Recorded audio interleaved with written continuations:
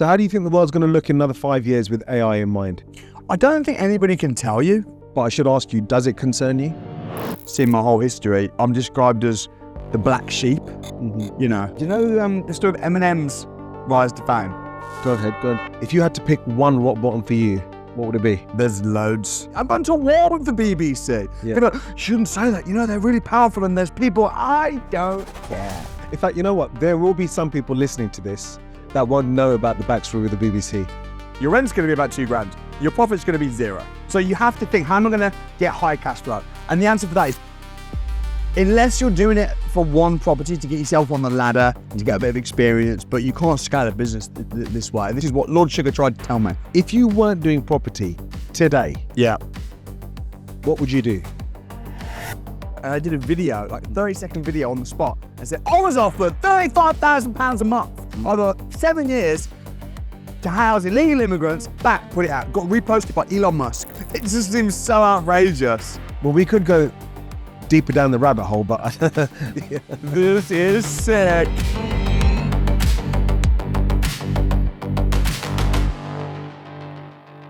Samuel Leeds is our guest. Okay, he's a property investor, very well known in the UK and even overseas now. And I thought it would be a very good time to get him on the show, given that we've just had the UK budget. And I think the first thing that we should do, Samuel, is just let the listeners know a bit more about you, your journey, and what got you to this point. I think that would be good. Yeah, I mean, right now I'm a property investor, so that's very much what I do, what I'm known for. I've got a lot of properties in the UK, and it is interesting times with the budget, and there's a lot of... I'm personally quite bullish, so I'm aggressively buying at the moment in the UK and overseas, but I can see why people are cautious. I think that goes for pretty much everything now, people are cautious of all kinds of investment, stocks and shares. But yeah, I've been in property all my working life. So started investing in 2009 and it's all I know. I'm not good at lots of things, but when it comes to investing, it's kind of what I do. I live and breathe investing. What do you feel motivated you to get into property? I think what motivated me to get into property, I mean, it was a combination of things, but when I left school, I was thinking, I haven't got any qualifications. I'm 16 years old. And actually, I looked into the car business. I was thinking maybe I could buy like a really cheap car, some rundown cars, and then sell off the bits and make profit that way. That was kind of like what I was thinking. Looking at potentially getting a car for myself soon. I thought that could be a way of making some money. And then I just thought, well, if I do a car successfully, I might make £1,000 with some cheap old car. Imagine if I could do that with properties. That would be amazing. But it was a pipe dream, but I had time, I left school. So I just went along to some property networking events and I read a few different books and studies. And I just thought, man, I can see myself being good at this. I want to give my life to this. I want to do this. And, but I mean, now I think if you look on the Sunday Times Rich List, there's a lot of people doing different stuff. I'm not knocking any other business, but I don't see, if you search on YouTube how to make money in 2026, you'll probably say Amazon dropshipping. How many people are on the Sunday Times Rich List doing Amazon dropshipping? How many people are on the Sunday Times Rich List that got there from cryptocurrencies and all these different things? Very few. I think property, I'm biased because it's all I know, but I think property is the safest. And even if the times are tough, ultimately house prices just continue to go up. Yeah. And I was when I got in, it was just during the 2008 crash. So I came in as all that was, the credit crunch was going mad. At that time? Yeah, because I got in 2009. Right, okay. And that was when properties were absolutely crashing. And people were telling me, it's a really bad time to get into property. There's a crash happening. It's a bad time. But actually, that's where I made money. And that's where I got my first deals, which I still own today. So now there's bad things happening. There's recessions, there's crashes, there's uncertainty. But actually, I think that's, if you know where to look and you know how to negotiate and you know what you're looking for, that's the time when you can get the best deals. Okay. So your first property deal. Yeah. Tell me about that. I think I recall you saying that you borrowed some money from one of the family members. No, actually, so that first property was in Maryvale Road, Birmingham, Bourneville, and I agreed to buy it for 100 grand. Basically, I went on a course and I followed what the course said to the T. And I got right down to the final part of following the course, which was that the theory was buy a house below market value, get 100% finance, Mm-hmm. and then refinance it, same day refinance. And I'm like, okay, that sounds amazing. So I followed the process. But then when I got to the final part, I realised I was too young to even own a property. Right. So how old were you then? 17. Right. Okay. I was living with my mum. Right. Okay. So I didn't need any money because the equity, the deposit was in the discount.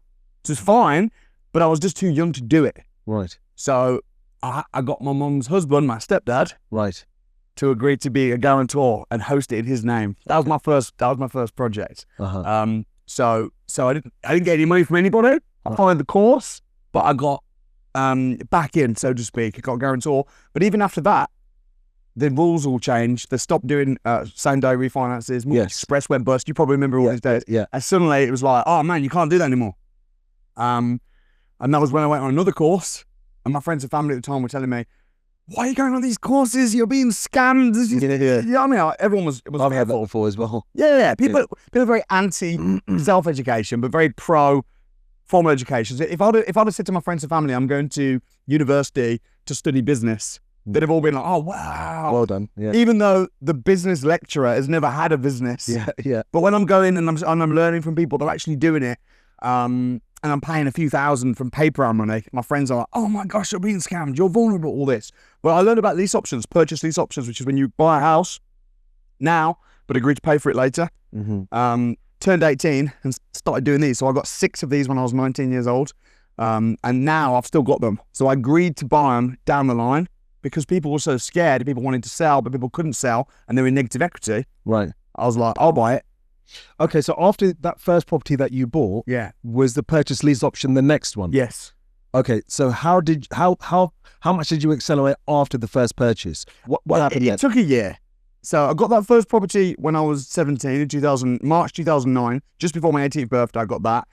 18, I didn't buy any properties, but I was full-time in property. So it was a year of Learning and researching? yeah, and me going around telling everybody I'm a property investor, That's good. and everyone going, "But how many properties do you own?" 1, Yeah. but it's technically not in my name. Like, Yeah. you know, looking back, that now it's like, oh wow, you did you performed really well, really quick. By the age of 21, I had £1 million worth of property I was controlling. But at the time, that year, 2010, Yeah. I didn't do everything. I was just Other than programming that identity, and like you're saying to people, I'm a property investor, you're programming that into your consciousness, right? yeah, and I was going to Millionaire Mind Intensive. I think that's where I first met you, actually. Maybe, yeah. So we go back time. Yeah. I went to that program 11 times, Wow. Millionaire Mind Intensive, which was a 3-day program. So I spent a month of my life with you at the back doing the sounds as a young man.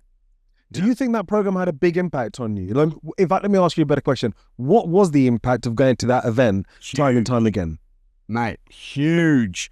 So Millionaire Mind Intensive is not about property investing, but it is about your mindset, business development, money management, believing in yourself, being a bigger person, having confidence, and ultimately programming your mind, reprogramming your mind from surviving to thriving. And yeah, it was epic. And I bought additional courses as well. I did the Quantum Leap, The whole program, yeah. yeah, I didn't get to do every single program, but I did a bunch of them. Yeah, Gorilla, Business Intensive, Never Work Again, Never Train the Track, yeah. I did Train the Trainer. That's what kind of helped me with my speaking. Yeah. Although I didn't do that until years later, but I did eventually. And not just that, I did courses with Robert Kiyosaki, Yeah. Rich Dad. I did all kinds of different programs. Basically, anything that was put. I joined PIN. I used to go to all the PIN meetings. Yeah. My mum and stepdad were also getting in it, so that they did the Simon Zushi's mastermind. Yeah. He's like, where is? I like Simon. Yeah, I was chatting with him this morning, so we were exchanging notes. Yeah. And it was fun. And the thing is, although it was a massive struggle because I had no money, looking back, I look back with a smile. And now I tell people that are young, because I'm now mentoring other people that might be 19, 20, or in their adults, but when they're starting, they're like, oh, this is hard, man. This is hard. I got this, and I haven't got any results. It's like, man, you're going to look back in 10 years' time with a smile on these days. Yeah. Because you're climbing the mountain. Yeah. And climbing the mountain's fun. Everyone wants to be at the top of the mountain, but actually when you get to the top of the mountain, you're like, okay, well, and just go down now. Like I climbed Kilimanjaro. You don't climb a mountain and get to the top and then go, wow, I'm going to stay here now. Like, you get there and you literally and immediately turn back around. Yeah. So actually the fun and the joy is the journey, not The the journey of destination. the achievement, right? And you've got to unlock the journey. Mm. So at the time, I didn't realise that. At the time, I was thinking, oh, I can't wait to get my next deal. I can't wait to get here. Can't wait to get here. But then it gets to a point where you're like, actually, that journey was just a fun journey. You know what I was thinking about that actually? You know, like people who don't persist with something to achieve success, it's probably because they're not enjoying the journey. They have this idea of how they want life to be. They want to achieve this, that, and the other. And then when they embark on the journey and they struggle and they tap out, that's why they probably don't achieve success in that area. Maybe, but you've got to learn to enjoy struggle. Like at the time, I didn't enjoy the journey. I hated it. It's only looking back. It's like when I climbed Kilimanjaro, I didn't enjoy it. Yeah. If I could have clicked my fingers and got to the top of the mountain, I hated every second. I was passing out. I was hallucinating. There was a guy behind me prodding me with a stick. Yeah. A guy died on the trip. I saw him pass. I didn't enjoy that. The trip that you were on? I was on. One of the guys I was with, he passed on the spot.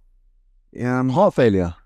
Nah, I don't know what it was actually. I think he was an alcoholic and he had some, I don't know exactly what it was, but it was terrible. It was horrible. This is many years ago now, but didn't enjoy any of it. But you gotta, when you look back, it's the accomplishment, isn't it? It's the fact that you did it. Yeah. You got to the top.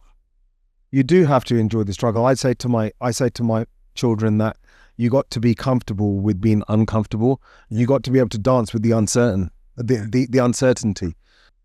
I don't think there's been as much uncertainty ever before compared to how much there is now in terms of what these children should do and whether they should go to university or not. Because even before AI, like you said, people weren't even getting jobs in the fields that they wanted to get jobs in, right?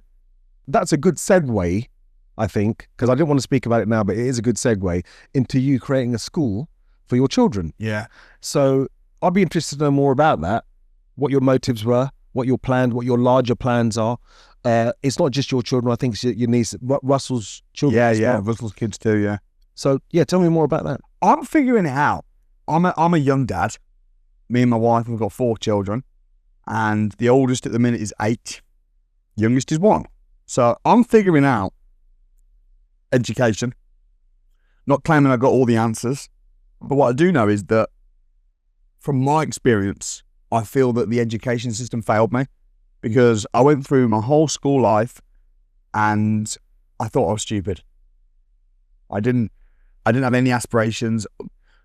All my classmates, I was like the worst in my class. And that knocked my confidence. That made me think that I probably wasn't going to do well after school. And no one really said to me like, you've got a gift. You know, no one said to me, have you thought about being an entrepreneur or having a business? No one said that. So I flunked out at 16. I constantly got into trouble at school. Not even for doing like really bad stuff. Just for doing business stuff. Like for example, I had a plastering business when I was 15 and I used to price up refurbs and then send out plasterers and take a cut. Yeah. When I was 15. And I'd make calls at school. I'd slip out the classroom and they'd be like, oh, where are you going? And I'd be like, I need to take this. I love that. When I was 15. And they couldn't handle that. No, you must wait until geography is finished. And I'm like, man, I'm sorry. Hello? I'd walk off and I'd take the call. I'd be back in 5 minutes. Like, I just made 80 quid. Yeah, I'm not going to stay in geography when I come out. And they absolutely penalised me and hated that. I got into trouble because I used to pay some of the money that I'd make from my plastering, I'd pay my classmates to do my work for me at school. So I'd have homework and different stuff. Just give them, a tenner. Yeah. Do my work for me. And that was not cool. This is really serious. But actually, the same classmates that used to do my work for me at school now work for me. I employ them. Yeah. So the skills that I was showing were business, entrepreneurial skills, and rather than being encouraged, they were suppressed. Now, it's not the teacher's fault. I don't blame the teachers. It's just the whole curriculum, it's the whole system. So I don't claim to have it all figured out, The reason I'm at university now, or at least one of the reasons, a big part of it, is because what you said you wanted to figure out what you think's best for your kids. How can I advise my kids whether they should go to, because ultimately it's their decision. How can I advise my kids whether they should go uni, whether they shouldn't go to uni, when I only have my one blinkered perspective from my life? So I've got I'm on a little side quest doing different things. So I'm a full-time university student, and I've been for over a year now. I've got 2 years left before I get my degree, because I'm full-time. And I'm doing that partly to figure out what uni's like. Really? I thought you were doing law because you wanted to be better equipped from a legal point of view. Well, that's also a reason. I mean, I'm not going to go to university and study philosophy. Yeah. That'd be utterly boring. Yeah, of course. Yeah. I'm doing it for more than one reason. But a big part of it is to figure out what it's like. So I can then advise my kids. Okay, so given what you know now. Yeah. And considering what the world looks like now with AI, imagine your kids. Right, so imagine you had a kid who was, say, 16. That's my son's age. With the world looking the way that it looks now, and he said to you, Dad, do you think I should go to university? Yeah. I think I would let him decide based on his or her goals. So, well, what do you want to achieve? I really want to be a lawyer. Okay, well, if you really want to be a lawyer, then you have to go. Then yes. Yeah. But before you sign up, why don't you go and spend a week with a lawyer, working and seeing what they get paid and how they live and are they happy and what's their lifestyle, meet a few lawyers, and then decide that if you're dead set hell-bent on being a lawyer, then go to university and be a lawyer. But what most people do is they go to university and they just study drama. Yeah. Because their friend from school who they like, and they spend their whole life and they're not building something for the future. They're just choosing superficially based on how they feel that day. That is wrong. I suppose for me, if I was asked that question by my son, I'd be thinking okay, look, you make a fair point. If he wants to do law, that's something he has to go to university and learn to be a lawyer. But I'd be thinking, how many lawyers are there going to be left in the world? Like with AI, with ChatGPT. I know how much I use it for legal matters now, right? That's what I'm thinking. There'd always need to be lawyers. There will be, but what will happen with AI, in my opinion, is that people that are not particularly intelligent, people that have got no drive, no creativity, no ability to adapt, will be made redundant and will be penalised. And people that can adapt, think outside the box, these guys will fly to the top. I mean, our company, we're using AI in our company just to do stuff. And it's revolutionising departments. We're not making people redundant because of AI. What's happening is people are becoming 10x'd, super efficient, super productive by using it as a tool. So I don't think that there's no need for lawyers anymore. I can't see that. And also ChatGPT, for example, it's often very wrong. Yeah, I have found that as well. Right, I mean, very wrong. I've asked it stuff and it's confidently told me. And then I've realised that it's not true. And I've called it out. And it doesn't even apologise. Yes, it just says, yes, you're right to challenge me. And yes, but now the goalposts have changed. It doesn't apologise. Do you ever argue with ChatGPT and shout at it and make it apologise? No, I've not done that. But I did call it out last week because I asked it a question. It gave me an answer, and then I asked the question again. It gave me a different answer. Yeah. Go on a new tab and ask it again in a slightly different way. So I'm like, hang about, you've just said this, but now you're saying this. Yeah.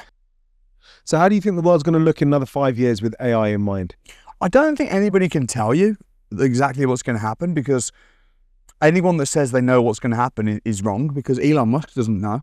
He might have his predictions or his ideas, but there's so much changing. The biggest thing is, rather than worrying about what's going to happen, is, yeah, you can work out what you think's likely, but be prepared to adapt today and fast.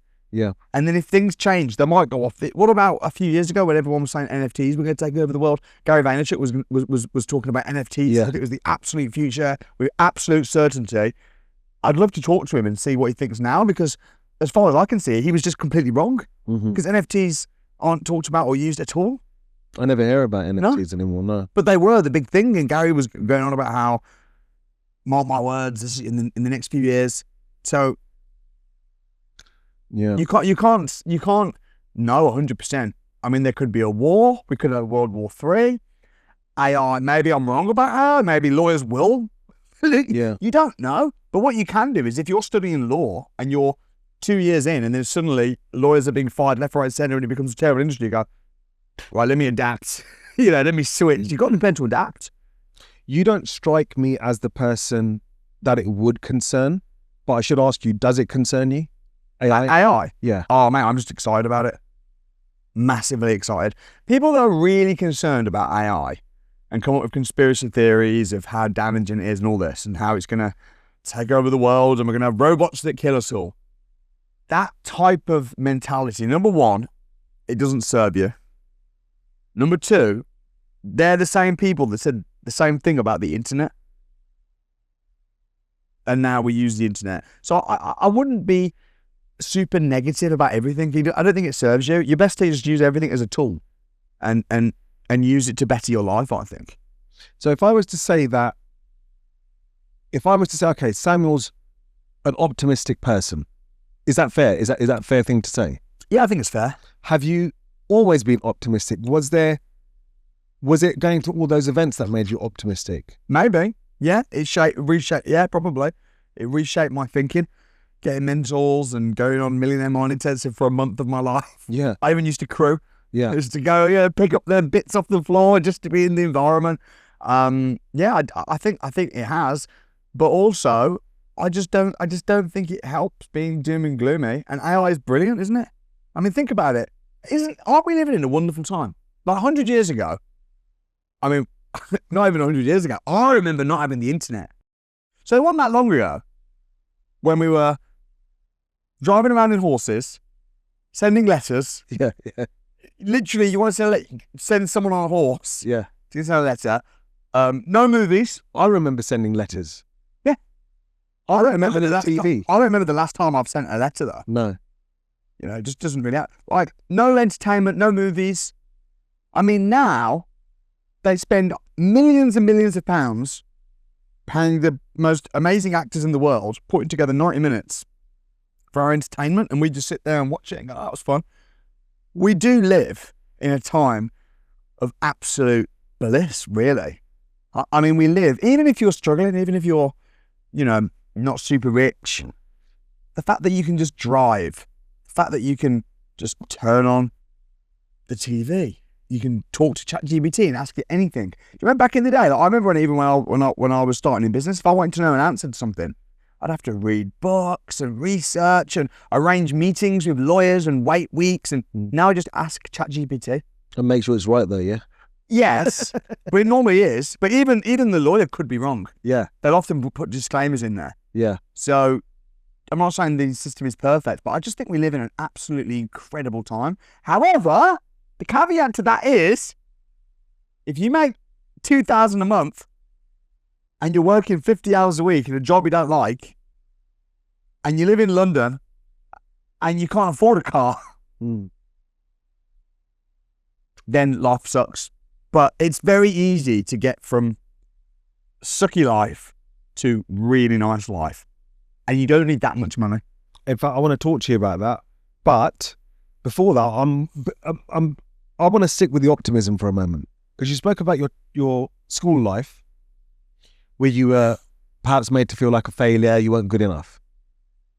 But all the time that I've known you, what's really stood out about you is your optimism and your, if I can say so, I don't give a fuck attitude. I love that about you, right? Yeah.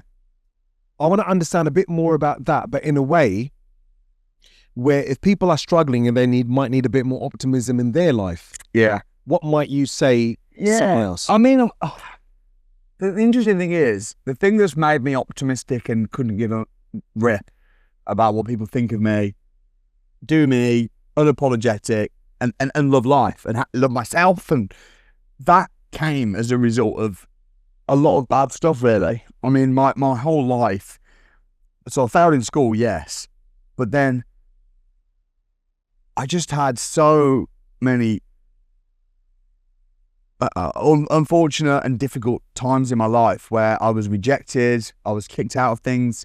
I mean, if you ask anyone that knows me well, that's seen my whole history, I'm described as the black sheep. So everything I've ever been involved in or wanted to be a part of, any group, any organization. I've just been thrown out, or so I kind of got to the point. It's a bit like, I don't know if you know the story. Do you know the story of Eminem's rise to fame?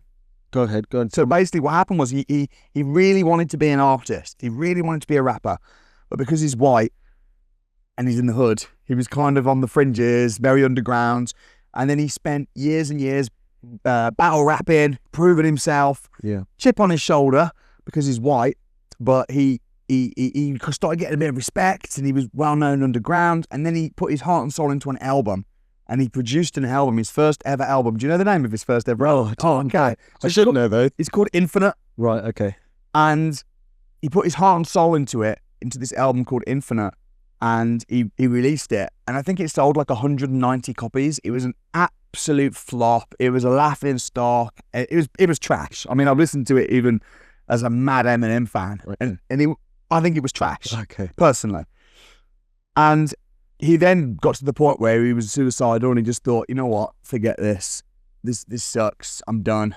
I'm done with everything. I'm done with rapping. I'm done with, and he was really in a low place. And he let all his anger and frustration out. And he turned it into music. And that music got picked up by Dre. And then Dr. Dre was like, I need to meet this white boy. You know, in fact, I didn't even know he was white. Just, I need to meet this boy. Eminem flew down, met Dre in LA, and he's like, man, this music is absolutely epic. And so it was like from rock bottom that produced the real Eminem, if that makes sense. And I feel in the same way when I see people that are very successful in business, and certainly for myself, the reason I don't care what people think is because I used to care, and I got so spat out of the rooms that I didn't have a choice. But all right, I'll just be me then.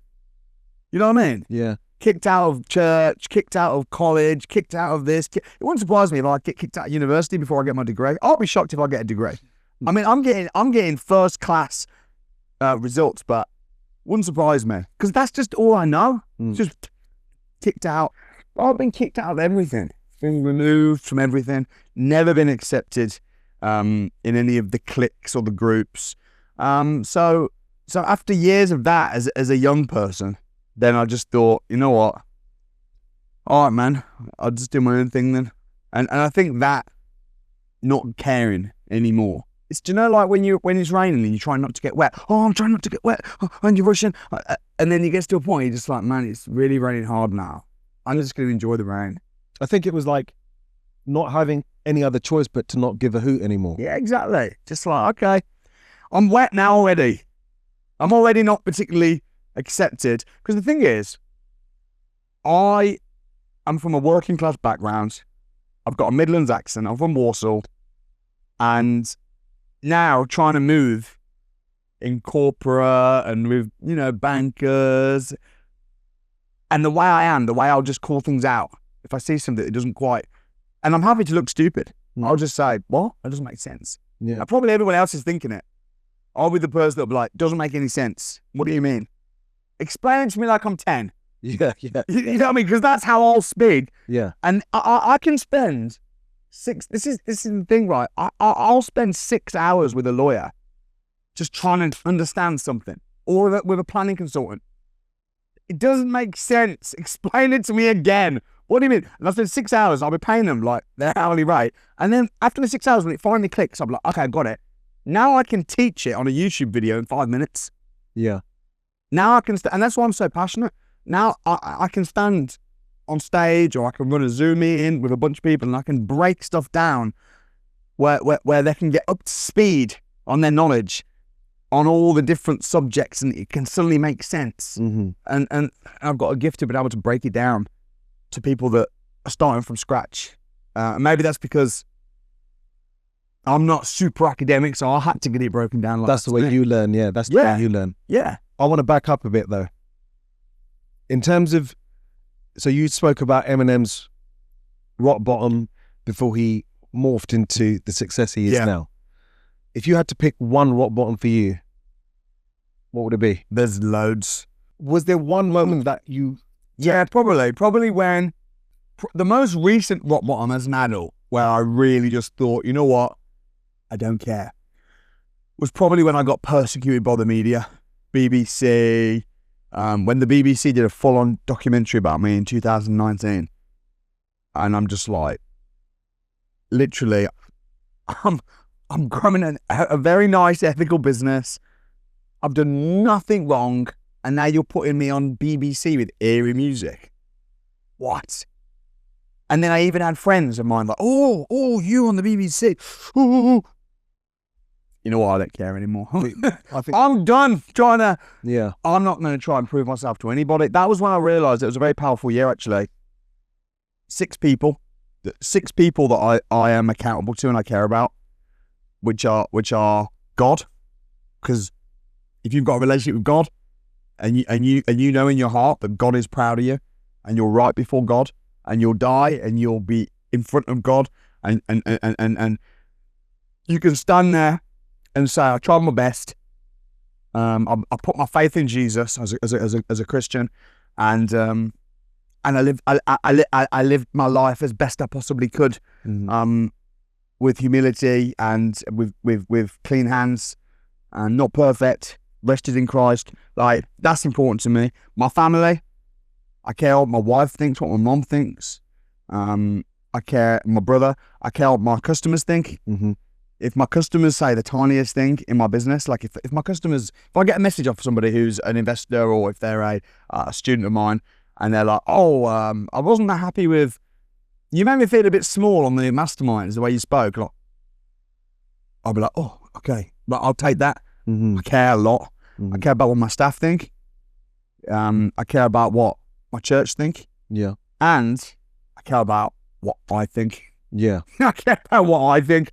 That's it. I don't care about what anybody else thinks. Don't care about what BBC say. Don't care about Guardian. Don't care about what the TV say. I don't care about what haters, what trolls, what elite clubs, what bankers. I'll go to war, mate. I've gone to war with people. I've gone to war with Lloyd's Bank. Actually, Yeah. I don't care. Yeah. I'm going to filming around Lloyd's Bank and they're coming out. You can't film me. I can. What are you going to do? Yeah. I don't care. Don't care what Lloyd's Bank think. Don't care what World Economic Forum think. Don't care what the BBC. I'm going to war with the BBC. Yeah. You know, shouldn't say that. You know, they're really powerful and there's people. I don't care. In fact, you know what? There will be some people listening to this that won't know about the backstory with the BBC. Yeah. How would you summarize it? I would summarise it. The thing is with the BBC, and I have to be a little bit balanced and nuanced with the BBC, because the BBC is not one person, one department. It is a massive organisation with thousands of staff. And to be fair on the BBC, they have covered me many times, and most of the times they've covered me, it's been positive. Right. Okay. In fact, they've covered me when properties that I've bought, interesting properties. They've interviewed me. They've covered me on my financial freedom challenges. They backed me over a dispute I was having. So they've done a lot. But the one time they came after me that was negative was so disgusting and so unfair. That it basically what they did is they did an undercover where they came to one of my training programs. I was working with you at that time. What are you working We there? were doing the all production for you at that time. That's crazy. And I think Ryan was working. Yeah, Ryan was. Trainer. Yeah. So I remember that time, but please continue. Yeah. So they're basically, I don't think they're anti-Samuel Leeds, the person. I think they're anti-Samuel Leeds, the movement. And I think that the documentary was basically trying to make me out to look like a charlatan who sells courses and the training doesn't even work. And that's what it was trying to make me look like. So they had eerie music, and they put secret recordings which were heavily edited. It was like a 1-hour conversation that the undercover reporter had with one of our sales team, and they took like 20 seconds of that conversation and made it look like they were being pressured to buy, when actually they were told, go away and sleep on it, go away, think about it. But the way they edited it was really bad. They also found 3 people of the thousands and thousands of people that have done our training that hadn't made any money, hadn't been successful, and said, look, these 3 people made no money. And it's like, yeah, but what about the thousands that did? They also disgracefully talked about a soldier who tragically took his life. Nothing linked with us or our training, but they threw it in there as some weird innuendo, like, oh, and this person, he did Samuel's training, and sadly, he ended up taking his life. Like, And for me, that was the disgusting bit, because there was no link to our training. And that's the thing that people remember. It's like, oh my gosh, someone took her life. Oh, and there was eerie music and that. And that just made me think that the BBC, and I've written to the BBC, they did retract some of it, to be fair, but the fact they did that, for me, BBC, you know, like who are paid for by the public, taxpayers' money, that for me was just horrible. And you had an opportunity to settle the score somewhat with a BBC, I don't know this guy, but he works for the BBC. Yeah, Mike something. What was his name? My Love. Yeah. And so My Love, yeah, he's from BBC and he fought me. We had a fight. How did that happen? So explain, because like people are going to listen to that and think, yeah, what do you mean you had a fight with this guy? What? Yeah, no. So basically, Mike, he doesn't work for the BBC per se. He was part of a show, or he's part of a show, I'm not sure, called Crazy Rich Asians, which is a BBC show. Again, BBC's massive, isn't it? And so he loves the BBC. He thinks the BBC are fantastic. He's an advocate for the BBC. And he called me out and said, oh, the only reason Samuel hates the BBC is because he's not on the BBC show all the time like I am, and blah, blah, blah, blah. BBC's amazing, BBC this. Oh, and also, Samuel, you always want to debate people. How about we fight? Right. So he asked you for? Yeah, he asked me for a fight. Okay. Yeah. So, and I just thought, great, because I love boxing and training, and it's a good fitness challenge, and it's an opportunity to smack someone in the mouth from the BBC. Yeah. So that's how it came about. Yeah, so we fought last month. It was an official fight in a ring. It was a sanctioned fight. Yeah. 5 rounds. Okay. In a ring, 14-ounce gloves, okay. and we went to war. And how did it go? Yeah, and you know what? I got the victory on the night, but it was a very tough fight, and he was a champ afterwards, and we shook hands, and that's how he should be. You know? We shook hands, and it was a great night. I'm asking you as if I wasn't there. I was there, but I'm asking you these questions for the people that weren't there, so they can understand a bit more. But yeah, when he came out and when you both came out, I was like, I would not want to fight either one of them. Man, he's a unit. He's a big lad, and yeah, I wouldn't want to fight him. He's a unit, and you know what? He's a heavy hitter. Even his jabs, just stiff jab when he was landing. Yeah, I was like, damn, it felt like I was getting hit by a truck. He probably, if that would have been a street fight, he would have probably won. I think the next day, I don't know how he was feeling. Yeah, but I was ready to have a week rest after that. So I have to give it to Mike. I did win the fight. Yeah. On points, and I did get more punches in, and I held my own. But fair play to Mike, because I didn't even know if he was going to turn up. You know, he was late, and I was thinking, is he even going to turn up? He turned up. He got in the ring. He lasted 5 rounds. We went to war. It went the distance. Yeah. And then we shook hands afterwards like gentlemen. And I've got nothing but respect for the guy. That's good. That's good. How does that fight compare to the fight you had with Rob Moore? Much easier. The fight with Rob was much easier. 3 rounds, and Rob, no disrespect to Rob, but Rob's 80 kilograms, whereas this guy, when I agreed to fight him, was 110. Right. Okay. Weight difference was huge. I'm a lot bigger than Rob as well. So when Rob was hitting me, it didn't feel the same as when this guy was hitting me. But again, mad respect to Rob. Yeah. You know what I mean? Fancy that. Fancy someone like Rob, who's a multimillionaire, who runs a very successful business, who's in his 40s. Yeah. Getting in the ring with a guy who's heavier, and with, I think there was just almost 2,000. There was 1,800, I believe, that the night me and Rob fought in person, plus all the tens of thousands watching online. Yeah. And Rob as well, Rob went the distance. It was a split decision. And I did manage to knock him down. I got a knockdown, and Rob's still convinced to this day that he beat me, but he didn't beat me. But that's what he thinks. Fair play. But no, man, mad respect. And that's what it is. That's old-fashioned, isn't it? Old-fashioned is, I've got a problem with you, because me and Rob had a bit of beef. We did have a bit of beef, but I got a bit of a problem with you, and we've been talking a bit online and different things. Come on, then. Let's get in the ring. Yeah. I love that. Yeah. It shows that you love. What was the beef? With me and Rob? Yeah. Rob has got a competitor business. So he's also a property investor. Right. And he also has a training business. And I can't remember where the beef started from exactly now, but I think he said something, he was interviewed about me on a podcast, and he said something about me, a bit of shade. Mm-hmm. And then we were growing aggressively, and he said a few things. I can't remember what he said. I think he said in the interview that he could beat me up or something. I'm a blah, blah, I could beat him up, and I've got a bigger business, blah, blah. So I decided to put on an event in his hometown in Peterborough, which is where his offices are. He's based. And I got like big billboards of me all around his house and stuff, and ran a 2,000 seater event, packed it out in Peterborough, right near his house, just as a bit of a site. And he messaged me and he was like, what was the return on investment on those billboards? And I said, 100% because you saw them. That was the goal.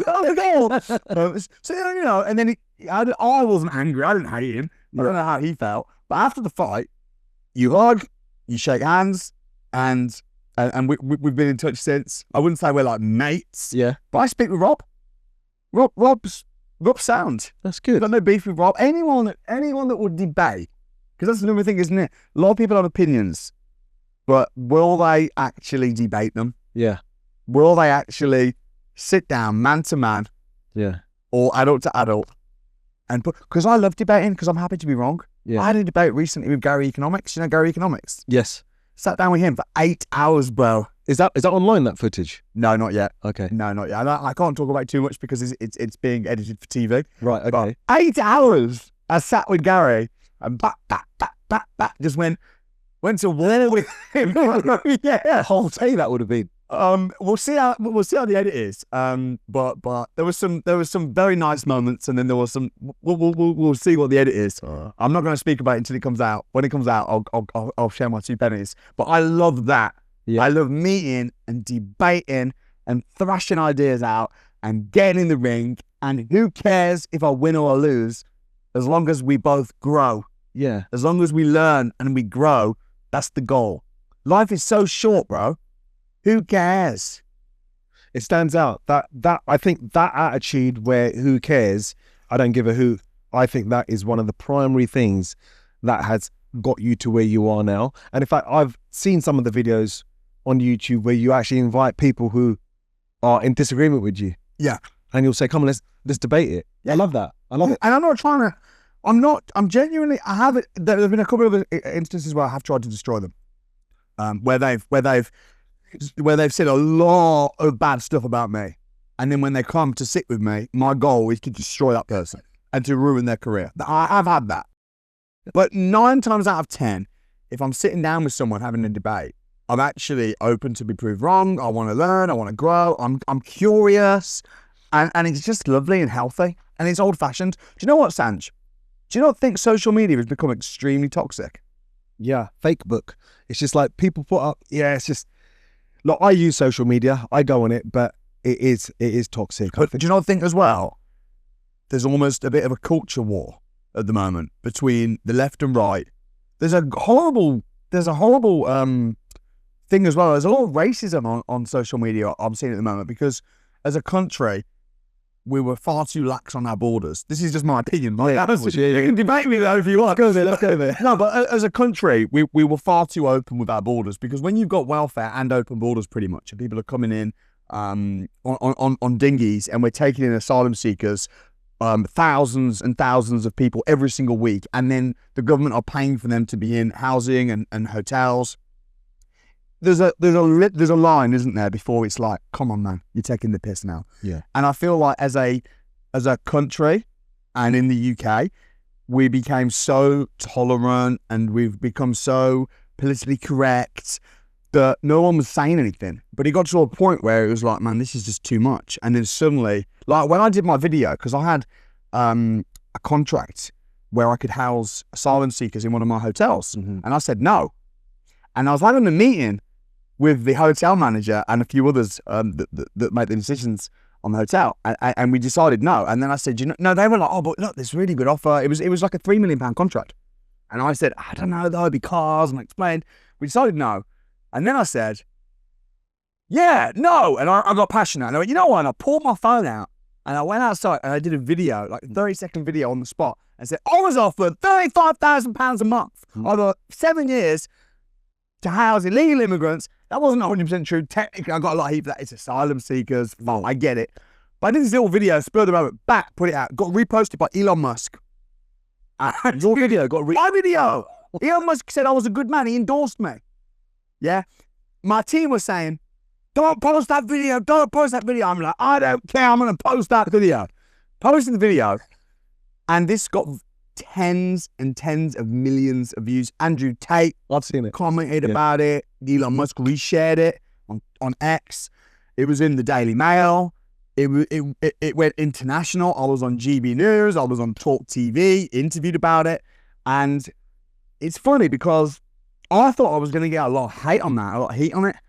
But everyone, if anything, people were almost trying to egg me on too much. It's like, I'm married to an immigrant. Yeah. Chill. Yeah. I love immigration. Yeah. I just said no because I just felt that this was better for a hotel. But I think, I think people are like, whoosh, going the other way. Yeah. But then now on social media, you've almost got like left, right, black, white, you know, racist, snowflake. Whereas, what happened to just having a nice conversation and agree to disagree? Everyone's an enemy. Everyone's outraged. Everyone's kind of either for you or against you. It's even with Samuel Leeds. It's like, am I a Samuel Leeds fan or do I hate Samuel Leeds? How's about Samuel Leeds is a property investor. He's got an education company and I can learn bits from him and don't agree with everything he says. Yeah. Like, how's about just being balanced? It doesn't make sense. Yeah. It's like Andrew Tate. I interviewed Andrew Tate. I got so much hate. They're like, oh my gosh, you interviewed a misogynist. Yeah. You know, how can you do that when you've got daughters? It's like, do what? And these comments were from people you know? Yeah, Just bro. trolls online. No, mate, people that I know. Why would you interview Andrew Tate? But then I've got other people like, yeah, top G. Yeah. It's like, Andrew Tate's I guess the ultimate, because he's very polarizing. Either you're a mad fan or you hate Andrew Tate. What happened to just saying, I actually think Andrew Tate, what he's doing is really good. I really like him. He's been a gentleman to me and to the people that I've worked with. And I think he's got a lot to say. I think he's got a lot to offer. But that doesn't mean that every single thing he says, I'm like behind it and promoting the message. Yeah. Because I'm a mad fan of women. Yeah. Maybe he'd say he is as well. But Yeah. how he talks about women Yeah. and his view of women, Yeah. I'm on a different planet. Yeah. But my point is, that's why I like debating, because normally when you can debate with someone at the end, they can go, actually, you know what? We don't agree, but our hearts are in a similar place. Yeah. And that's a beautiful thing. And maybe you've raised some fair points that set consideration. Yeah. Exactly. In fact, on the note of immigration, what's your take on what's going on? Do you have an opinion on what's going on? I have a strong opinion on it. Go ahead, share it. My opinion on immigration is that, number one, I think that immigration is good for the country. I mean, I think that I like immigration on a personal level. I like integration. I love it when I'm at an academy dinner and we've got a massive variation of people from different walks of life and backgrounds, and I just like that. I'm in a mixed interracial household. So my wife is from Africa, Zimbabwe. She's black. She moved here when she was 10. So yeah, I think it's fantastic. And the people that come here into this country and they work hard and they bring their skills, I have a lot of people that work for me. Like a lot of my builders are Polish. They come down and they do brilliant. So generally, I'm a fan of immigration. However, what I'm not a fan of is I'm not a fan of being anyone, even if they're British, being a leech and a drain on society. Whether that's a British family who are on benefits that could work, that have a whole bunch of kids, they're a drain on society. I'm not a fan of that. And I think that it doesn't make sense to me. Home Office seems so outdated and just useless. People coming into this country on boats who are mostly men, 80% men, in their thousands, and then being housed for years while Home Office try and work out if they actually are asylum seekers or not. £4,000 a month is the budget. I just think there has to be a limit on that. And then Per person? £4,000 per month per person, yeah. Food, accommodation. I just think it's a joke. And I think that it's a drain on the country. So I'm not against immigration. I'm against illegal immigration. Dubai has open borders. You can go to Dubai. I got a residency in Dubai. They're very welcoming, but they don't give you nothing. Yeah. So I think going to a country, and a lot of people are hypocrites because they're really anti-immigration. No one should come to England. It should be white and British. But then if England started going through problems or there was a war or whatever, they'd be the first to want to go to America, or they'd be the first to want to go. So you've given various trainings on different strategies of property, right? Yeah. Let's not even go on what you used to teach. Let's go on what you would do now, right? Step by step, what you would do now, given the economic situation. Yeah, it's a really good question. And I can't give financial advice or anything like that. I can only give my opinion, and based on what I'm doing. But what I would do now is I would focus on, number one, high cash flowing properties. So with interest rates, I wouldn't say high, but interest rates sitting around 5%. So it's not the same as when we used to be doing our events back in the Ibis Hotel in 2000. But you can vouch for this. In 2020, I remember, not in this room because your studio's changed, but it feels the same. Yeah. Well, this is a bit nicer. You're doing well. But I remember in 2020, I was doing a virtual event in your studio, and the clip went viral for the wrong reasons. And I think it was on the newspapers because someone screen recorded what I was saying. Okay. Because I was running events in 2020, and then suddenly, bam, events got stopped. I'm like, oh man, what do I do? And when you got a problem like that, you have to call Sanj, Okay. right, from Ignite. So I'm like, oh, what am I going to do? And you're like, don't worry. I've got my own version of the Abyss. I'm like, how are we going to get people there? Because like there's lockdown rules, and you're like, bro, I can't tell you. I just need you to come. I remember. Yeah. I can't tell you. I just need you to come. What is it? It's a room. It's kind of live, but just come. Yeah. I'm like, okay. I came, and I'm like, oh my goodness, this is sick. Let's do it. Told everybody, events cancelled. Police, Popo shutting us down. But don't worry, can't cancel me doing events.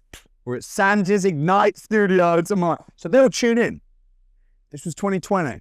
And I remember getting really angry and shouting and saying, in 5 years' time, interest rates are not going to be the same. Base rate is 0.1%. Do you realize that that's the lowest they've been since the beginning of Bank of England 400 years? And then I say, what's going to happen when you're old? And people say, were you at Samuel Leeds' event in 2020? Did you get a property? Did you take a mortgage? And did you fix the rates and fix them in for 7 years? Did you? And you're going to go, no. And they're going to jump up, slap you. And I got really shy. And I got so aggressive, I almost threatened them. I was like, I got really angry about how cheap base rate was. Yeah. And that video went viral. So we're not in those days. So now, as I said, I predicted it was going to happen. Yeah. I'm not always right, but I'm often right. So interest rates now about 5%. So that means that you can't buy a house and just rent it out. Because if you buy a house in Slough, it's going to cost you probably £600,000 to buy the house, £200,000 deposit, £400,000 mortgage. Your interest rates are going to be about £2,000. Your rent's going to be about £2,000. Your profit's going to be zero. So you have to think, how am I going to get high cash flow? And the answer for that is service accommodation. That's what got me into the hotel business. Service accommodation, short stay lets. You can rent your properties out for so much more money if you do it, if you list it short stays instead of long stays. So for example, Airbnb, Booking.com, there's websites where you can list it, where it will put it on all different sites, and it will blow you. I don't know if have you done this ever? Service accommodation? Yeah. No, my brother has. Has it? Yeah. How's he getting on? He was doing it years ago before it was even a thing. Really? Yeah, it wasn't even being spoken about, service accommodation. Right. Well, do you know what? If people try it, and you can try it easy, because you can try it with your spare room, for example, almost. Like you can just be like, man, I got a spare room. Obviously, you're not going to get a lot of money, but you can just, let me just put it on Airbnb. Even if you're getting £30 a night and it's 50% full. Yeah. What's that? £30 a night. That is going to be times 15. If it's 50% and you're getting £30 a night, but for your spare room, a little room in your house, that means you're going to get an extra £450 a month. And then you're like, okay, that's £30 a night, and it's just for a little room in my house. When you know the system, and you think, okay, well, maybe if I was to rent out one of my buy-to-lets, like I've got little tiny buy-to-lets up north. I get like £80 a night for the whole house.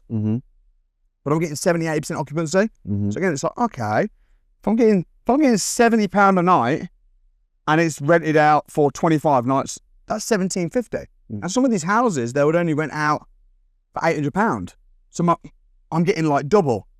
So that's kind of what got me into the hotel business. But that, if you can do that right, you can get a lot of extra cash flow. And then the second thing is lease options. Like now is the time to buy properties with £1 deposits. Okay, I'm going to just pause there for a second, Sam, because I've got some questions to ask you, okay?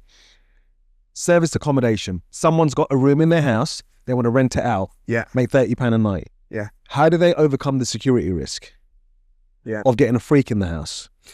I think renting your house out, the reason I said that is more, so when you know how the system works, because people freak out because they think, oh, it sounds really hard though, getting it on Airbnb, and it takes 11 minutes to create an advert on Airbnb. Mm-hmm. I'm not suggesting that you do that long term and just rent rooms out in your house, because that might not, especially if you've got kids, that's really more of a set up an advert and see how it works. Yeah. See how easy it is. And I know what's going to happen is when you get a room, there's channel managers, right? Like Vivo and many others.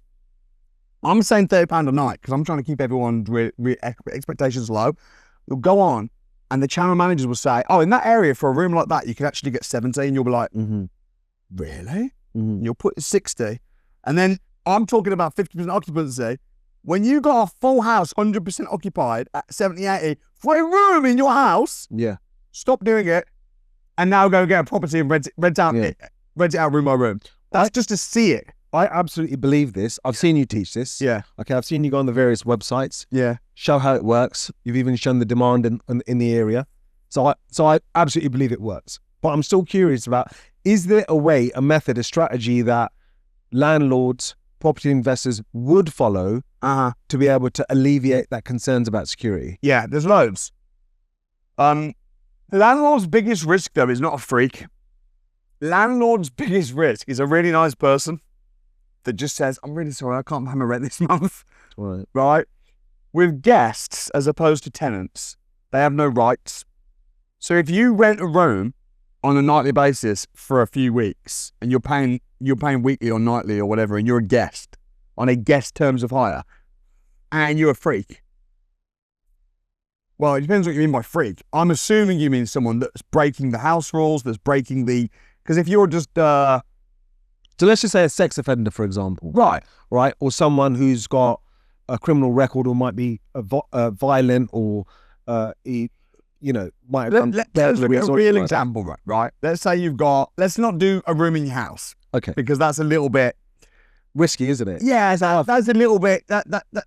That's me trying to get people that might not have houses, might not have buy-to-lets, that are skeptical about the process of just saying, try it in your house. But I wonder if there might be a plugin where they can be vetted.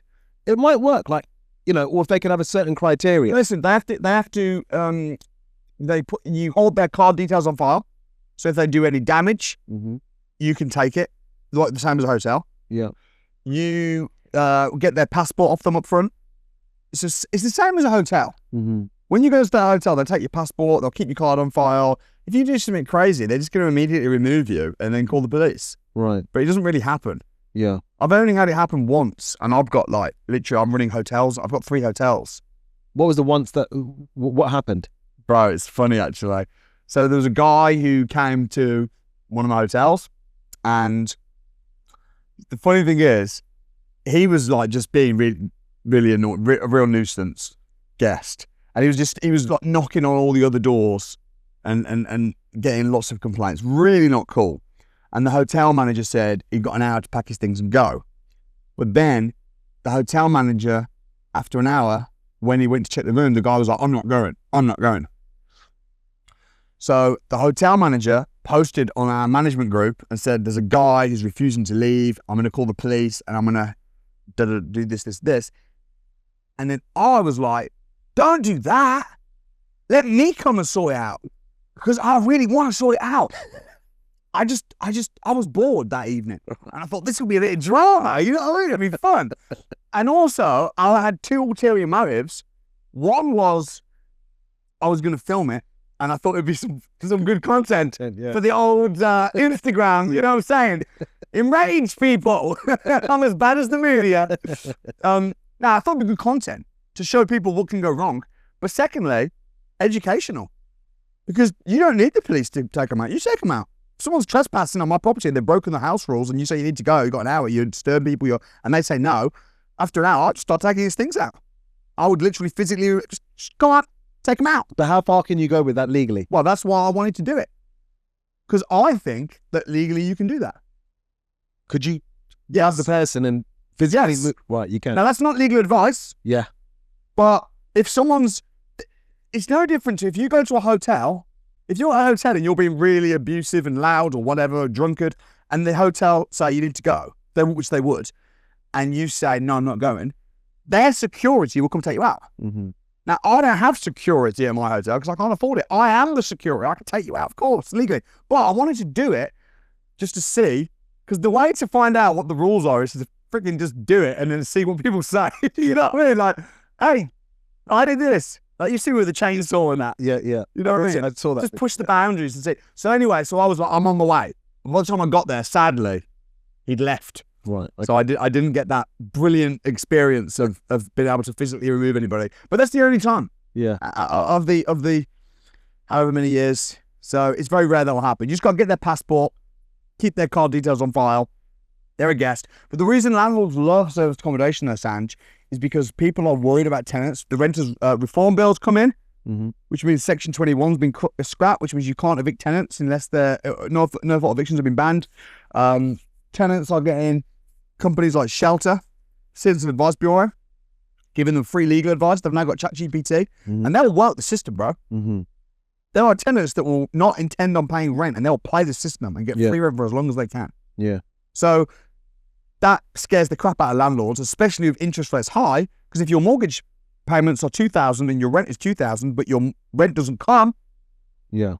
so guests are better. Yeah. Yeah. Guests are better than tenants. And just to say again to the listeners, this is not legal advice or financial No, advice. it's not. All right. It's not. So take from it what you will. Get your own Yeah, independent dude, advice. absolutely. Yeah. Absolutely.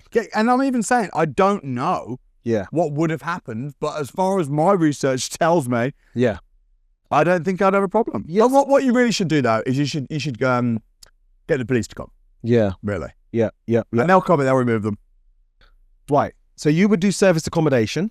Yeah. Yeah. That's what you would recommend now Yes. in today's day and age. So rent to rent, let's start with that. Rent to rent is what all the big boys do. Premier Inn. So Premier Inn Hotel will rent a building and then they'll break it up room by room and rent it out as a hotel. And they'll make a fortune on the cash on the uplift every month in cash flow. And all the big companies, they're not worried about owning, they're worried about controlling. So you've got Amazon don't own their stock, they're the middleman. Airbnb don't own the hotels, Uber don't own their cars, but they're getting paid. So rent to rent is a good strategy because what you can do is you can rent a building like I've done. I rented a building in Cambridge, Willingham House, for £6,500 a month. Last month, I got over 70 grand revenue from that building. So that is financial freedom from one deal. That's a rent to rent. Mm-hmm. However, when you're starting out, you can't do it because you can't be renting a hotel or Mhm. you haven't got the experience, you don't have the credentials, you're not in the hotel business. So what you do instead when you're starting out, where are we right now? Rickmansworth. Rickmansworth. Yeah. Okay, cool. So you go, okay, where are the hotels around Rickmansworth? There are probably some hotels, maybe Watford. There's one just down the road, Premier Inn. Is there? Okay, cool. So if Premier Inn are doing it just down the road, and if there's hotels popping around in an area, then what you do is you rent a studio flat for £1,000. But then you put it on Airbnb and you rent it out for £120 a night. And for very little money, very easy, very low barrier to entry, you can make £1,000 a month profit doing that. And when you've done that with a little studio apartment, you think, okay, maybe I can get one a bit bigger. Maybe I can get one. And replacing a salary doing that should take you 3 months. How much time is involved in doing that? Like, does the person... Very little. Right, so they've got to get it set up online on Airbnb. Yep. Through a channel manager. And it's all done. It's all, the channel managers basically do it all. Well, So what about the check-in, the check-out, the cleans and so on and so forth? All systemized. You get a keypad. Uh-huh. Where they just come in. And can you outsource all the cleaning part as well? Outsource all the cleaning. The cleaners are super cleaners because they'll be in between every guest check out and check in. They'll make sure there's no damage or anything like that. If there is, they'll take a picture of it, send it to you, and then you'll charge the card. Mate, listen, it takes a little bit of, the first one takes a little bit. That's why I say do it in your room, in your house. Like, do it small. But once you've done it and you've gone through the teething problems, I mean, people will literally work 40 hours a week, bro. See, what I'm thinking is, like, how do you persuade the landlord, or how do you bypass the estate agent? Because I think the estate agent would object. They probably wouldn't want you to rent it and then rent it out as service. So what would you advise around that? I would advise tapping into landlords' fears right now, which are what? Bad tenants. But how do you get to them? Because you got the gatekeeper that's the letting agent. Yeah, there's a lot of letting agents that do this. There's a lot of landlords that love this. Because think about it, if you're a landlord and you want £1,000 a month rent for a studio, would you rather rent it to a company where the company's got no rights because it's a commercial lease and there's guests in and out, but there's not going to be a hair left on the bed. It's going to be kept in really high condition, really good standard. Or rent it to a tenant who might smoke in there, might not pay the rent. And if you want to kick them out, you can't because they've got tenants' rights because it's their home. Mm. So it's all in how you frame it to right. The letting agent. Mate, it's an absolute doddle. Getting a deal is an absolute doddle. Running it is very doable, but it takes a bit. If you're trying to do it half-ass it on the whim, and then it's going to be tough. But if you're actually prepared to go down, I'm going to do this. Mm-hmm. You can do it. I mean, you've got one little property, and it's basically no money down because it might cost you £1,000 or two, and it's making you £1,000 a month profit, and you've got a 4-year contract. Mm-hmm. It's like, that's life-changing, bro. Because I was saying, if you work a job and you're getting paid £3,000 a month in a job that you're working, I know doctors that are on £3,000 a month. Yeah. Police officers, they don't have any sex because they're too tired. They don't see their kids. Their wives leave them because they're not present at home because all they're thinking about is work. And they're on £3,000 a month. Yeah. Just get 3 rent-to-rents. It's a very passive life. And then you can go back to the landlords and say to them, I know we've got a 3-year agreement, but could we extend it to 5? All right, we'll extend it to 5. Hey, I know we've got a 5-year agreement. I like the house so much. I like the flat so much. I want to buy it. Would you be open to selling? What they're going to say, at the right price, and you go, okay, cool. Or can we fix an agreement where at the end of the contract, I've got the option to buy it? Now you've got the option to buy it in 5 years. Yeah. So now any capital appreciation from the building is yours. The profit that you're making, you save and you use as the deposit to buy it at the end of the agreement. This is called a purchase option agreement. Yeah. This is how people buy cars. It sounds foreign when I say it, but you buy a car with a purchase hire contract, you can buy houses that way. Yeah. So these are the types of ways you can make a lot of money quickly and creatively in this country without needing loads of money and what work in this economy. I get it. So the service accommodation, I think the people who've listened to this will understand that. But just dive slightly into the purchase option agreement to make that a bit more clear for the people that are listening. Purchase option agreement is where you buy a house now with an agreement to pay for it later. Right, but you're not actually buying it. You're just agreeing. You're not bound to buy it. Right, so I might say to you, hey, I want to buy your house. Can we agree on a figure now? Let's say, and you say £500,000. Yeah. We have a purchase option agreement in place, and I have the right to buy that between now and the expiry, which is in 5 years' time. Correct. Is that correct? Yeah. It's no different from, if you're trying to book a venue, we do venues all the while. Yeah. And you get first option. Yeah. Is the room free? It is. Could I get an option on that room? Yeah, we'll give you a week. Yeah. They can't now let anyone else have that room because you've got an option. So it's the same with properties, and that will be registered on the title deeds. Yeah. And again, bro, like, some people, this sounds like theoretical or, in perfect scenarios, I guess it could technically work. I do this day in, day out. Yeah. I'm doing lease options all the time. This is the bed. Most of my portfolio is from this. Yeah. And in fact, I was actually sat with a lady. Luckily, it was on camera as well. Brogan, lovely lady. And she was asking me about lease options. And she said to me, She said, but this is not very easy, is it? Like, it's not normal. This, and I said, no. I said, this is standard. I said, everyone that's rich in property is doing this. Yeah. And she went, well, my dad's rich. He's got a jet, and he's in property. Yeah. I said, oh, good for him. Guess what? He might not have told you, but he's doing this. Yeah. And she went, well, I'll phone him now then. And I thought, well, I can't back down now. I went, go on then. Yeah. She phoned him up. She went, Dad, do you buy properties using purchase option agreements? And he went, of course. Of course. So it's standard. Yeah. Yeah. We've got options on land. So we've got we've done deals even around Buckinghamshire where we've agreed to buy a piece of land for a specific price in a year's time. But then we've got planning permission on the land, increased the value. Yeah. And then at the end of the 12 months, we've then sold the option on and made 6 figures profits. Yeah. That's how a lot of these developers, they take option agreements. It's standard. They get Standard. I'm just one of the few people talking about it. Yeah. But, and people on TikTok see my videos and they're like, oh, no, that's too good to be true. Or, oh, it sounds like a scam. Or, oh, that's not legal. That's illegal. Yeah. I'm just talking about it. But this is what all the wealth people are doing. What are the common responses that you find the vendor initially has when you're trying to say, look, I want a purchase option agreement? It only works for the vendors if they don't need the money now. Yeah. If they're needing the money on this sale to move on, then it doesn't work. But if they are motivated to sell it and they've got a price in mind, but they don't care when that price comes. So for example, when you've got people that bought in London 5-6 years ago and now the prices have dipped. Have you seen that?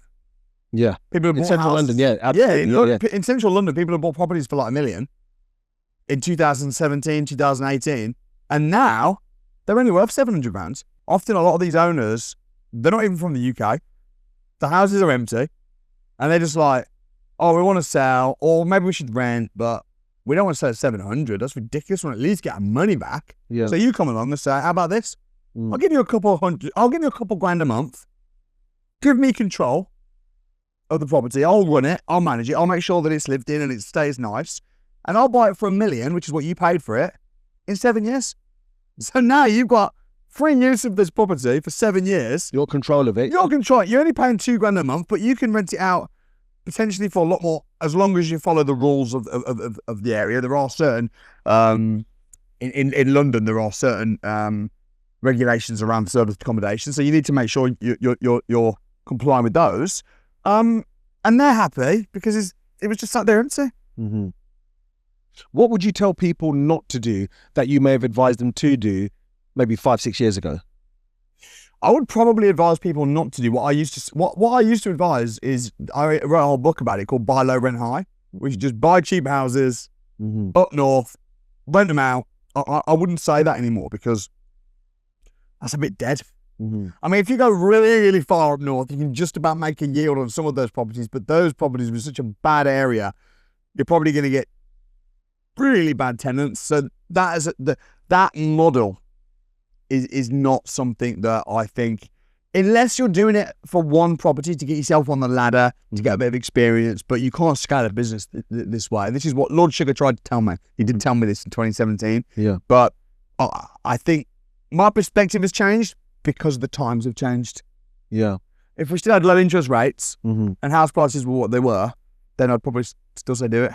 What about if you were offered properties, distressed sales, at say anywhere between 20 and 30% below market value? What would you do with that opportunity? I would buy them and then I would refinance them and get the money back. That would be a different story. I would do that.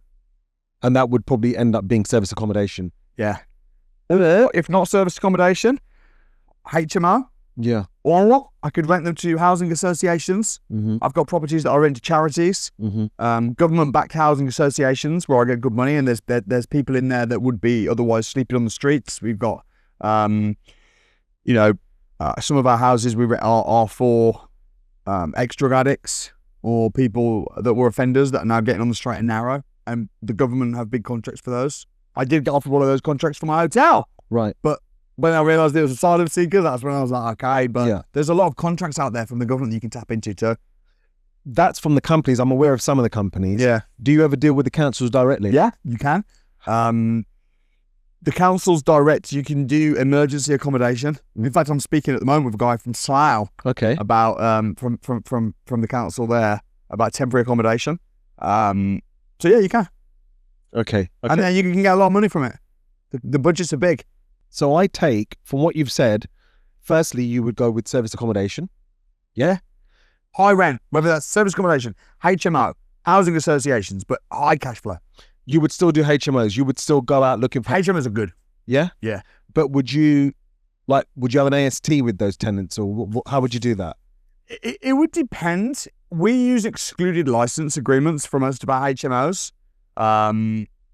You can use AST. Which means what, just for the listeners? An excluded license agreement is basically a contract that's excluded from the Act.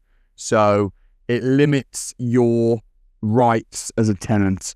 And it's something that we use for most of our HMOs where we've just got straight tenants. But again, this is something you probably will want to get legal advice on, because some people use a contract that might say the tenant has no rights, but that doesn't actually mean they don't have rights, because it's a mandatory law from the laws of the land that they do. Yeah.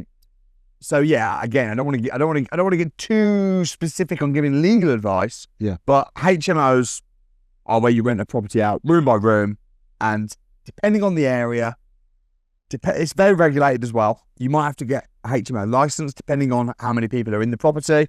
But the good thing about HMOs that I love is you can get commercial valuation. Yeah. So if you've got a property that's 6-7 bedrooms, ensuite rooms, good, nice property, you buy it, you turn it into a HMO, that property is now valued based on the rent. Yeah. So if you can increase the rent and break it up, it can massively increase the value of the building. Yeah. If you increase the value of the building, you can now refinance and get all your money back, and then you're left with a beautiful cash flowing asset. Do you find that still possible today to get It is all your still money possible. back? I did one a few months ago. All your money back out? All money back out. It is possible. It's a bit of a unicorn. Yep. So you need to be. I typically would suggest that you might leave a little bit in. But if you can buy a property for 200 grand, spend 100 grand on it, and now you've spent 300 grand in total, and now it's worth 380, you made 80 grand. Yeah. If you then refinance, you're not going to get all your money back. You might leave 20 grand in plus your fees and finance charges, but it's a very small amount of money you're leaving in, and you've got now an asset producing 2 grand a month potentially. Mm-hmm. So, but yeah, it's very possible to pull your money out. It is very possible, but some people push it, man. They want to get all their money plus the stamp, plus the finance charges, plus their petrol money when they went to the viewing. Plus their bridging fees and all that. Yeah. Yeah. They're there, but you're going to spend a long time looking. What's your favourite area or areas? Yeah, I mean, I personally like the West Midlands. I've invested in Buckinghamshire. I've got a bunch of houses in Buckinghamshire. I've done land deals. I bought a property in High Wycombe, Beaconsfield. That's because it's on your doorstep. It's on my doorstep. Yeah. I've done land in Aylesbury. Successfully made some money. Had a few deals not really work out, but whatever. So that's fine. I've invested up north, really far up north, Liverpool, Gainsborough, Doncaster, Darlington. I invested in Wales, near Snowdonia, serviced accommodation, do some different bits there. I'm looking at Scotland at the minute. I've invested recently into a property in Scotland. Different rules there. That's quite broad, actually. Yeah, there is different rules there, but and Scotland's and Wales, sorry, is a bit different. How do you choose where you're going to invest? Like, because that's quite a broad geography. Mate, it's massively broad. So what were you? But my favourite is Warsaw and Birmingham. Yeah. Because do you know why I love that area? It's not because it's better. It's because I just know it really well. Yeah, I thought so. I just know it. It's actually not better. But someone will say to me, oh, there's a property, I've got this opportunity. An estate agent might ring me about a deal in Warsaw. And then they'll be pitching at me and they'll be showing me the comparables of a property in a different part of Walsall. And I'm like, you're showing me comparables of a property of an area that's much nicer. It's a different street. And they'll go, no, it's literally a 2-minute walk. I'm like, I know it's a 2-minute walk, but it's the other side of the Turnberry. So it's not. It's because you know it. I know it. You're Whereas if you were talking about Doncaster, yeah. I don't know. Oh, it's 2-minute walk. This stage is a similar area. Okay. Now I'm going to get a 10% down valuation. Yeah. Which is going to mean I'm going to leave a bunch of my money in. So because I know it really well, I like it. So how are you making decisions in the areas that you don't know so well? I'm getting my team to help me. Well, are you on Rightmove, searching on Rightmove for all these deals yourself? Oh, mate, I love it. It's like my little addiction. Yeah. I can't not do that, though. Yeah. I don't have to. Yeah. I've got a team that find me deals, and I've also got Samuel Leeds Finance. It's habit, though, isn't it, for you now? It's an obsession, bro. Yeah. I'm just like, I can't not look for deals. Yeah. And also, I have to call, man. I buy stuff I shouldn't even buy, though, now. It's more of a collection. You know. Did you hear about my tour that I did? No. I hired a big-ass minibus. Oh, yes, I did. I watched that. You watched it? Yeah, You it's liked good. it? Yes. I hired a big-ass minibus with 30 seats. Yeah. And I just said to a bunch of my friends and my students, academy members, I didn't charge them or anything. I just said, do you want to come out with me for the week? Yeah. And I want to show you my portfolio. And they're like, whereabouts? I just want to take you across the whole country. And I literally got them all in the bus. Yeah. And drove. We went in. I got appointments. Yeah. And I just went in. My first house, my second house. We couldn't get every single house, but I took them around dozens and tens and tens of millions of pounds worth of property. Yeah. And then ended up in my £3 million home in Beaconsfield. Yeah. Took them around my little sites, took them to the castle, took them to my hotels. 2 of my hotels that went inside. Yeah. Didn't make it to Scotland or Wales because it's a bit too far. Yeah. But they saw a big chunk. Didn't make it to, obviously, I've got houses in Africa. Yeah. I'm invested in Zimbabwe, Uganda, Dubai now as well. Are you renting there? Are you buying there? I've not bought a house to live in there, and I don't think I would be able to do that, to be honest. Because have you seen my house that I'm living in Dubai, bro? Yeah, I've seen it. Bro, if you bought that, that's insane, isn't it? Bro, that would we're talking sterling. In sterling, I reckon you're talking about £40 million. Yeah, that's heavyweight. And you ain't gonna get much finance on that. Like that buying that would be the dumbest thing. You got yourself a beautiful house in Dubai. Oh mate, yeah. What happened with Russell? Russell's a bit more private than me, but his house is probably nicer, bro. No, that video where you had your house, your beautiful house. Oh, we just rented that for a bit, but our actual houses. Yeah, that was fun. Our actual houses, he's done well. He's done really well. So just for the listeners, there was a video on YouTube. You should watch it on YouTube where Samuel showcases his house in Dubai, and then afterwards they go to Russell's house, and it's breaking down, right? But just an idea. It was comedic, right? Yeah, but he did me over with the car. So we're all good. That was a good video. Okay, so you've done a lot in property. Okay, if you weren't doing property today, what would you do? I'd be a lawyer. I'd run a law firm. Is that because you just love the debate? I love the what's right, what's wrong. Yeah, I just really enjoy it. I like law because everyone's so emotional, and the thing I love about law is that it's just totally non-emotional. Look at the facts. Yeah. Yeah. Do you think you'd be good at that? I'd be brilliant. I would be the best lawyer. I would win all the cases. I would save people absolute fortunes. I would educate people. I love teaching people as well. And as a lawyer, there's that element of, did you realise? No, what you can do is this, this, this. And I love that side to it. I'm a natural teacher and consultant. And yeah, man, I reckon I'd make waves as a lawyer. I would freaking smash it. Yeah. Maybe I'll be a lawyer. After you've graduated, yeah? Maybe. I mean, I wish I had time to do it though, bro, because it's being a lawyer is quite a big thing. In fact, you know what? I actually was thinking about asking you that question. How do you manage your time? I just do what needs to get done. I don't spend time on stuff that doesn't need to be me. And I got a brilliant team. Like, my team are so good, bro. Yeah. So good. They never lose footage when we do podcasts and stuff, never delete stuff. It doesn't take 2.5 years Yeah. to get it out. Steve, good job with the footage, yeah. As well, bro. I have to go. Can't blame Steve for that. Well, we did that 2.5 years. I've just got a great team. I just think and also a business partner.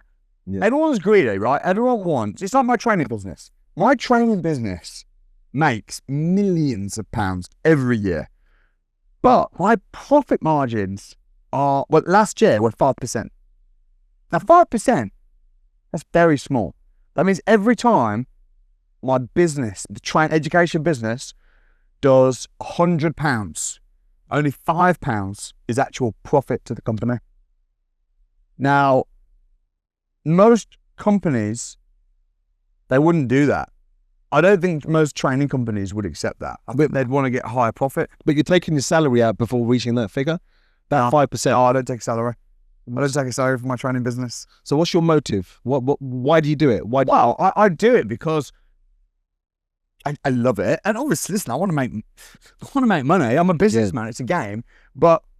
And I'm not saying like, oh, I'm just doing it as charity. It's a business. You've seen me sell, bro. Yeah. You know I'm about sales and I'm about marketing and I'm an aggressive business person. But the reason the profit margin is so small is because we put on a good service. We've got the best team. We hire the best people. I spend over £1 million a year just on the mentors within the academy. I mean, I think when you say, how do I get time? Is because the people in the team are just brilliant. Like, I give 50% to Russell. Yeah. I say I give, we're business partners. Yeah. Yeah. But some people are greedy, aren't they? I want it all for myself and I want to make as much profit as I can. And those are the people that run out of time and burn out. I've got time to be able to study law and do this and do that because I've got a business partner, I've got staff, yeah. How do you find that there's a cost to time with the family though? Are you spending enough time with the family? I see the family a lot now. Yeah? I didn't used to, but now I see the family. Bro, we built a school, man. And I'm one of the teachers. That's great. I love I'm their favourite teacher. I've had that idea. I had the idea. You've done it though. Yeah. You've done it. Because I was frustrated. 150 grand is what it cost. And guess what? We were sending them to private school. Do you know it's actually cheaper now? Yeah. We've got 2 full-time teachers and we pay them decent, like average salary. Yeah.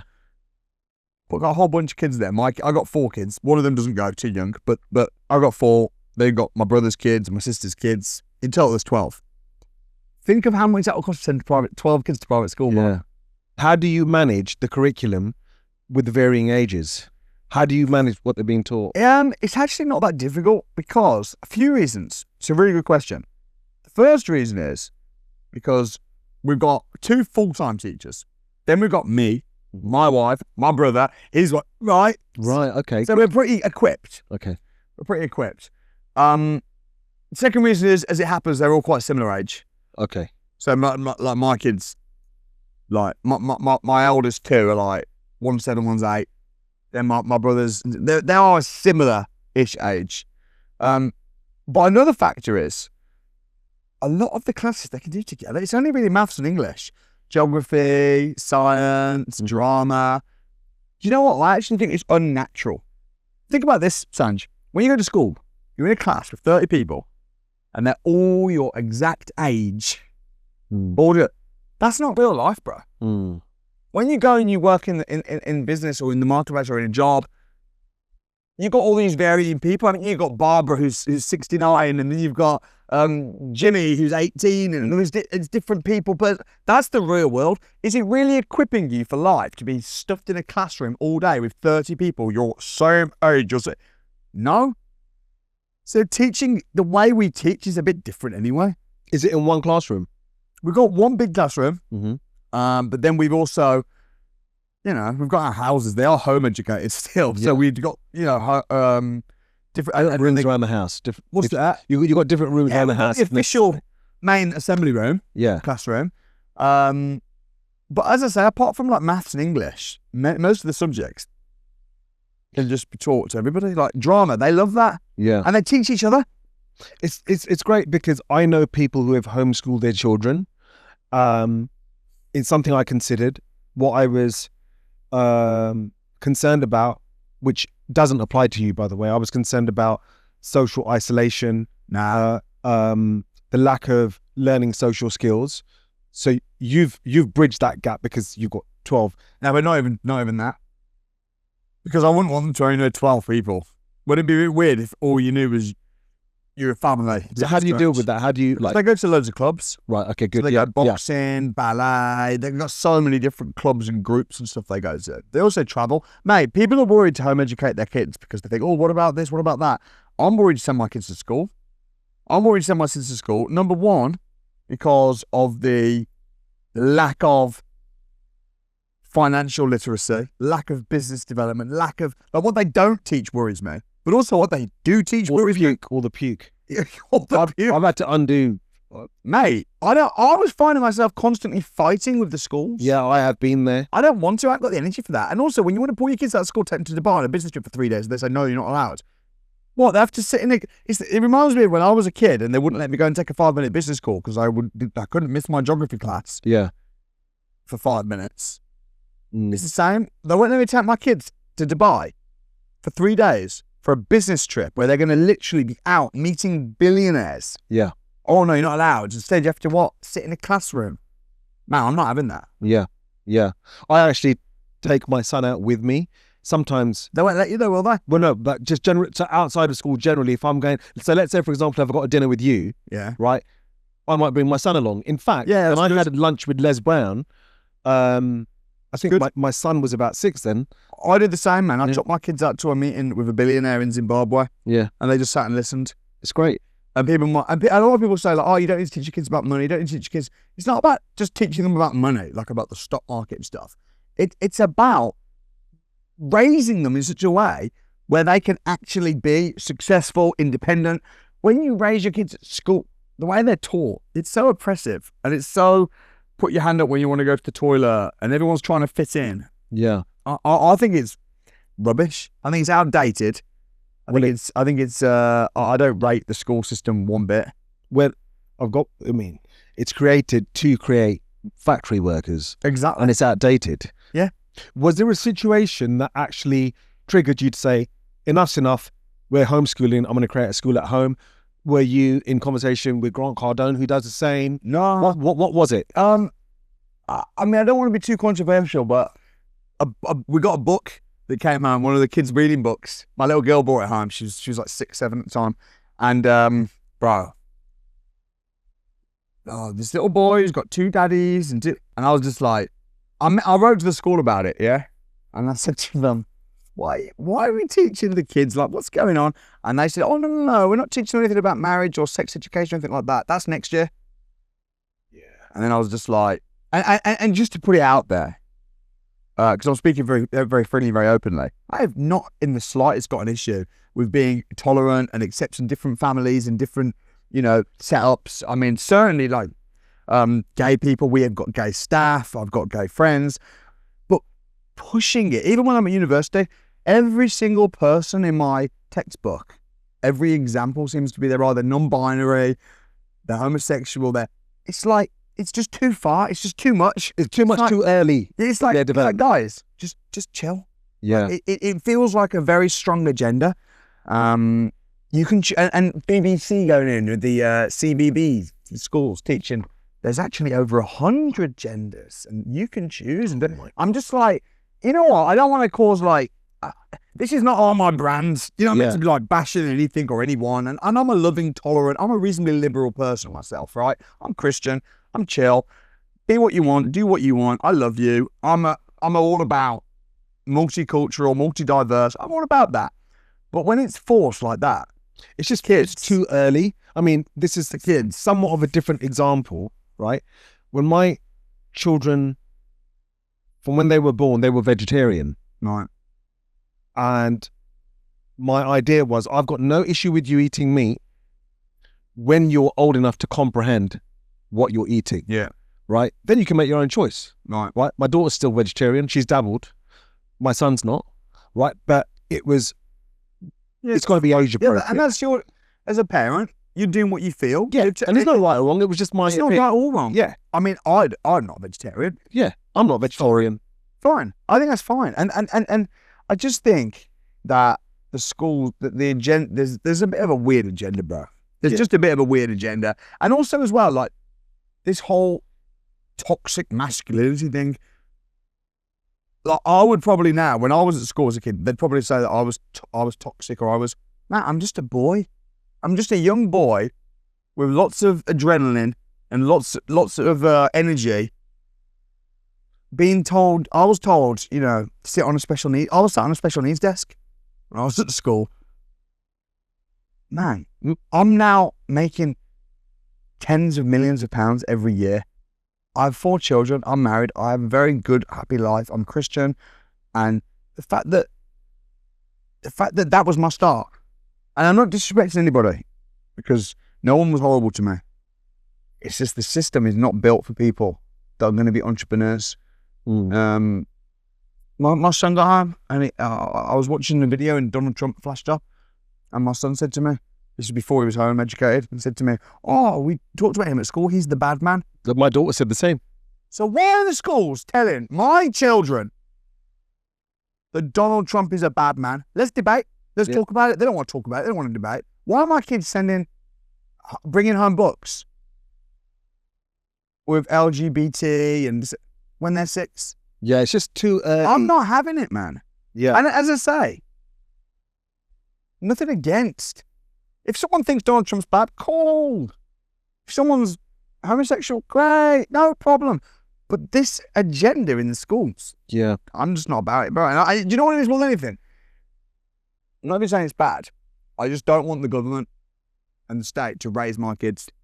I don't want them or anyone to have my kids for 8-9 hours a day and me to catch them at the end before they go to bed, 2 hours before they go to bed. I don't want that. I'll raise my kids, thank you. Yeah. What age are you going to homeschool them till? I don't know.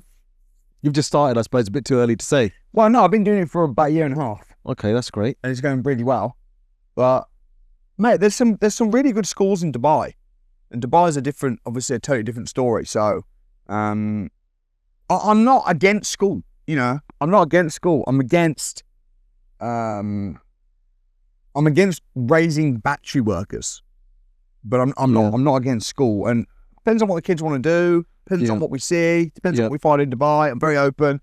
But whatever happens, if you do send your kids to school, just make sure you raise them yourself. You know, they're at school, fine, but make sure you're having these conversations, I think. That does concern me, because it's like I said to the teachers when I've complained to the school. I said they spend more time at your school, awake time. Yeah. Yeah? Awake time, absorbing all this information, all these nuances, etc., than they do at home. So it does concern me, and I am going to speak up. And the amount of people that are bullied, that are having sex, and they're told at school, wear a condom. What? Why are you being told at school when you're a kid? Mate, in sex education, they'll teach you about wearing a condom when you have sex. Hey, you just should be having sex when you're at school. Yeah. It's just, that's why I prefer Dubai, mate. Maybe in Dubai. Are you going to move to Dubai permanently? Bro, I'm living in Dubai pretty much right now. I'm like a resident of Dubai with a home in Dubai. I've been looking into it. I have been looking into it. Have you? Yeah. It's beautiful, mate. I need to go. Beautiful. I mean, I spent a lot of time in the UK still. You know, family and business and different things. Yeah. And I spent a lot of time in Zimbabwe as well. But I'm now a global citizen with multiple residencies. Yeah. And yeah, life's good. Kids are good. Kids are happy. In fact, you've done a lot of charity work in Zimbabwe as well, right? Yeah, well, not so much Zimbabwe. Mostly in Uganda, actually. What have you done? Ah, mate, done loads in Uganda. I mean, I've built, the main things will be the schools and the hospitals. I've built 2 schools, Samuel Leeds School, thousands of pupils, and also a hospital. Built a hospital, which has got 64 bedrooms in Ginger, Samuel Leeds Ward. That's absolutely amazing. And the government of Uganda and the officials and the people, I just love them. I love everything about Uganda. And it's just, mate, if you ever got the opportunity to come out to Uganda with us, you should come, man. Yeah. It's absolutely unreal. Like the Samuel Leeds School, 2,000 pupils, bro. And they're all wearing Samuel Leeds School shirts. and the energy and the oh man, it is. And that's that. My heart is there, man. I love Uganda. I love Zimbabwe. Doing bits in Zimbabwe as well. Got a few bits there going on. Just got back actually a couple of months ago. Spent 3 weeks in Zimbabwe. It's just unreal. What is it that you love about Zimbabwe, Uganda, and such places? And what motivated you to open the schools and the hospital? Why? I've been to 11 countries in Africa. And when I say been, I'm on about like been. Yeah. Like I've probably spent, I don't know how many months I've spent in Zimbabwe, but I've spent a lot of months there, and Zambia, Uganda. What do I love about it? I love the sunshine, I love the culture, I love the nature, I love the food, I love the pace, I love the business opportunities. But more than anything, it's just the people. Yeah, it shows. It does show. What do you mean? Like, you go there so often, you do so much charitable work there. It's not even about like just charity work and stuff like that. I just do that just because I feel that I'm there a lot, and I'm doing deals and making money. Yeah, and there is a lot of need. So the divide between the rich and poor is severe, and there's people in Zimbabwe and Uganda that have, like, why I built the hospital was I went to hospital. I was just there. it's the one where you got injured. Yeah, basically. Yeah, okay. Yeah, basically I went to Uganda, and I was water rafting and I broke my leg. Yeah, I've heard this. And I went to hospital. Yeah. And the hospital was very small and wasn't great. Yeah. I don't want to talk bad about the hospital because the people were nice, Mm-hmm. and the doctor was brilliant. She did major surgery on my leg. She put it back together with a tension band wire and stuff. And I was there for a couple of weeks. Then I came back to UK, and I was in the hospital in UK for a week or two. I was very, very poorly. And I think seeing the need of being there as someone literally in the hospital and that, seeing the need, it was not an experience, bro, that I would want anyone to ever have ever again. Anybody. Like, I wouldn't wish that on my worst enemy, bro. So that was why I built the hospital.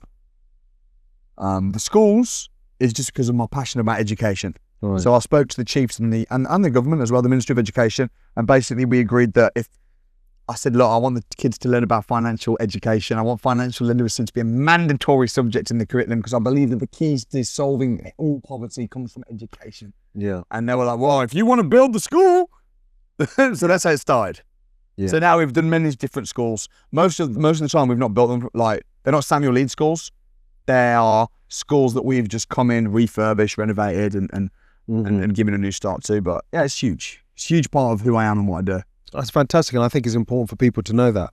I think it's really important for people to know that.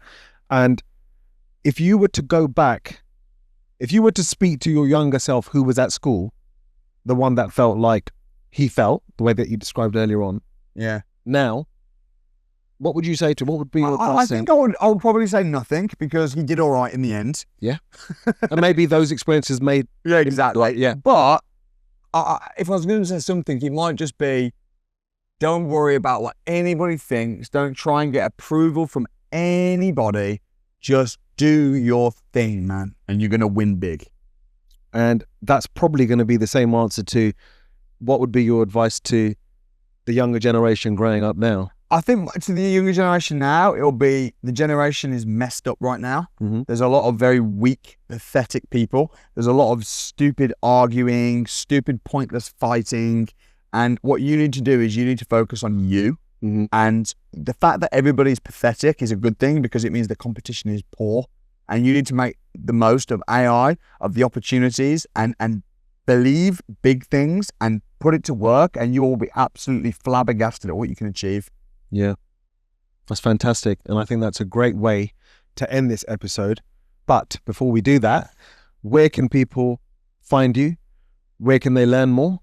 Where can they progress forward in life with you? Yeah, well, I think mostly YouTube. I do a lot of YouTube videos. So if you want to learn about property and business, definitely check out my YouTube channel, which is Samuel Leeds on YouTube. And I'd be happy to help.